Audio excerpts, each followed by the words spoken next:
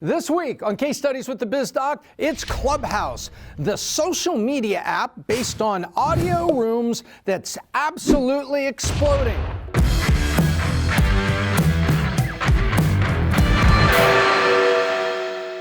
Clubhouse.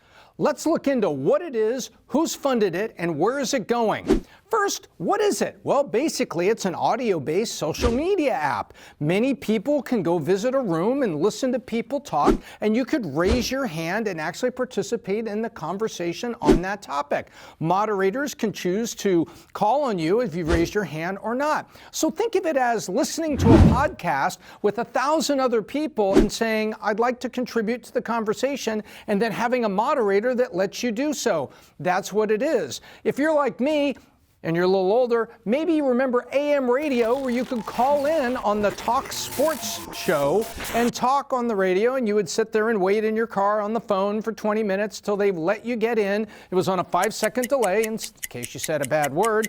And then you could talk to the jock, the radio host, for a few minutes or a few seconds as they went through things, and they could hang up on you and go to the next guy really quick. It's sort of that in the digital age. It's not terribly complicated, but it's exploding. Let's take a look at the history. Clubhouse is less than a year old. Here we've got January 2020, when basically a little bit of seed capital comes together, and these two guys, Paul Davison and Rohan Seth, build the app. Paul Davison, you may remember, created something called Highlight. And Highlight was bought by Pinterest. So this gentleman is accustomed to being in the social media space, and he's also had an exit already. He gets together with Rohan Seth, and Clubhouse is born. Clubhouse started out with a launch only in April of last year, and it was only on iOS. In May, they received $10 million from Andreessen Horowitz. And they created a waiting list. So in other words, the initial buzz was created by depriving people of their ability to get something that was sounding interesting and was getting a little juice in the market, getting a little buzz, but you couldn't get in unless you were invited. And the invitation had to come from someone who was already in.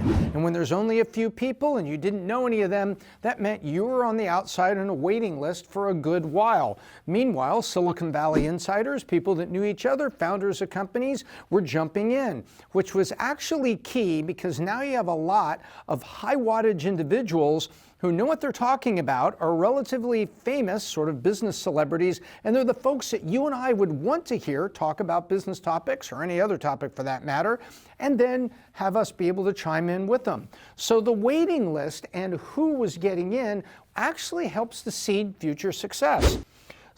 The app continues to gain just barely a little under 1 million users by the end of 2020. That was like November, December timeframe. And then suddenly, in January, it pops up to 2 million users. Now, a short time later, it blows the lid off. But what happened? Well, Elon Musk drops in. That's right, Elon Musk was in. He's one of the early users. And he imaginatively takes @Elon Musk @Clubhouse. I pointed out that the compression that happens these days when an app goes viral is actually compressing. The compression period to virality, where the amount of time it takes to grow compresses with the viral nature of an app, is phenomenal. Well, this has happened in just jet speed. Then, after raising only $10 million, they go out at a $1 billion valuation and raise $100 million, also involving Andreessen Horowitz. So wait a minute, let me see if I understand this. This thing was started with seed funding barely a year ago, and it was only on iOS. And only on iOS, it got a $10 million investment from Andreessen Horowitz. That's not huge. Then, thanks to a waiting list, it kind of grew at a moderate rate, but these were high-quality individuals, kind of a who's who of Silicon Valley. Yep, that's right. And then the thing goes to 2 million and 6 million just in 30 days, right at the beginning of the year, suddenly having a $1 billion valuation and a $100 million investment led by Andreessen Horowitz? Yes, that's exactly what I said. Look at the compression that's on here. It's amazing. And Android is still on the outside looking in or looking up at the trajectory that Apple and iOS is evolving. Now, here's something else here. We know that Android on a global basis has got an awful lot of phones. And if this thing was to be on Android, I hope they're ready for this kind of scaling on the server base and they don't melt the servers, because Android on a global basis has quite the footprint. Ah, well, poor Android, but they'll get over it because there is a Clubhouse version coming for Android. I just hope the servers are ready to handle it. Then you've got people on the other side of social media. What about Facebook? This is exactly the kind of stickiness that Facebook would want to see, people spending a half hour listening to other people on a topic or something and getting those ads on Facebook. This is, of course, Facebook would want this. Well, here in February, they announced, we are making a competitor to Clubhouse. That's right. You've got Facebook's attention in less than a year. Actually, it's far less than a year, because it was just May when Andreessen Horowitz, there was a little bit of buzz about that venture round, because there was a lot of talk about maybe there's venture capitalists competing with each other. So it probably popped up on radar for the Facebook strategy people at that time. But right now, you've got New York Times writing articles and talking about Facebook's response, and you've got Mark Zuckerberg actually talking to them about it. So suffice to say, this has Facebook's attention. And once you have Facebook's attention, wouldn't surprise me to see Facebook running down the street with its checkbook, although right now, with $100 million and a $1 billion valuation, the answer is probably going to be, not right now, we'll talk to you a little bit later this year. But Facebook's going to try to make a competing product. You know, there's some history that comes back with the seed money, because we're talking about experience here. And a couple of the folks that were involved in the seed, I think, have a lot to do with the successes here, which is an important lesson. Who you bring into your seed and who you align yourself with based on their skills, experience, and what they've done in the past is often critically important. And there's a couple folks that were in this seed round. One of them was Rahul Vora, who's at Superhuman, which was the email app that also had a waiting list that you also had to get invited to. And that's very interesting. So there's a little bit of that dynamic there. And also Ben Rubin, and Paul, wasn't Ben Rubin the guy that made House Party? That's right, Tom. Oh, good. Well, so you got Rahul and Ben, who have got some experience, probably bringing some knowledge base, some suggestions to a guy who has already sold to a social media platform.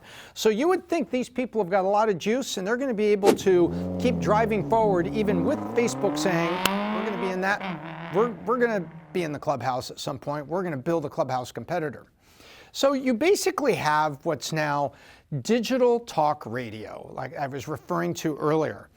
And the phrase, get a room, now is not something that can get you fired. That's literally, hey, you want to talk about this? Let's get a room on Clubhouse and get a lot of people together and have them join in.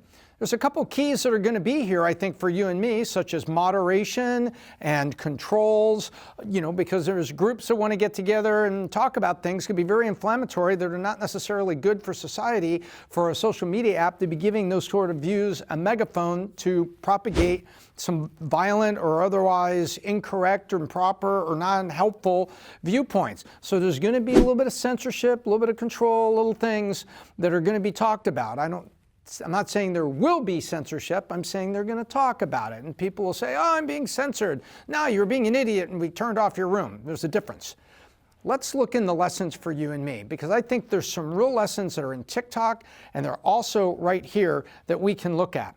When I talked about TikTok, I talked about influencer marketing. And if you go back and watch that case study, you'll see how much more the influencers were making in Q4 2020, just a couple months ago, versus Instagram. It was like 2 to 1, 2.5 to 1, where the TikTok influencers who had a good audience, it was all Generation Z, were getting big money from Red Bull, clothing, what have you, because they want them to be influenced. And it was 2.5 times the amount that they were getting on Instagram for 2 accounts. Instagram, about 2.5 million people. TikTok, about 2.5 million people. Yet TikTok was getting far more than Instagram. Answer, TikTok was resulting in sales of stuff.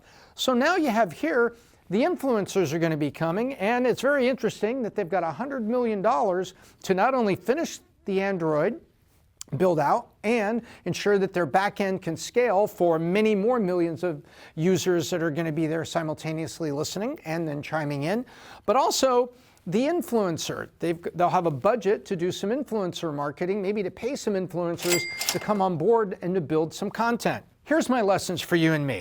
The buzz that was on Superhuman that one of the seed investors built, the email app everybody wanted to have, and the buzz they created from the waiting list, buzz can kill it.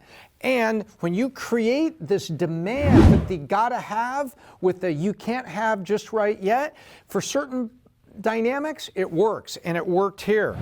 Next is basic adaptation is often a killer app. Look at Pinterest. It was a basic scrapbook of things I like, and everybody wants to see the things that I like. And then Instagram, it was a bunch of pictures I could share with everybody. You think about it, these basic adaptations often been a killer app. This is basically talk radio on steroids and met with podcasts. So I can go down and find any one of a number of podcasts, almost an infinite number, because radio, there's only so many radio stations, but I have almost infinite number of podcasts I can go look at. Now I've got an amazing number of rooms I can go look at and then drop in for something that's interesting. It's a killer app. Such a simple adaptation is a killer app. So the lesson for you is don't overcomplicate your products. And lastly, you know what? Nowadays, enabling influencers enables valuation and revenue. And they're already talking about that influencers, some of this money is going to be used to bring influencers to Clubhouse, just like the influencer budget at TikTok is much bigger for Generation Z, for people with about 2 million total viewers, users, than it is over at Instagram. If you want to check out Clubhouse, I'm there. You can find me at the Biz Doc over at Clubhouse. And by the way, that's their little icon. You'll notice it changes every time, change a version of the app. I call this the IBLI, which is my technical term for incredibly bad logo illustration. I do my best. That's what I think, but what do you think about Clubhouse, the newcomer to the Billionaires Club, the newest unicorn? Leave some comments down below. I'll answer as many as I can. And while you're there, subscribe to Valuetainment Economics if you don't already, and hit the bell, and you'll get notification when we've got great new content up. Until next time, I'm Ellsworth, the Biz Doc, and I hope I left you better than I found you.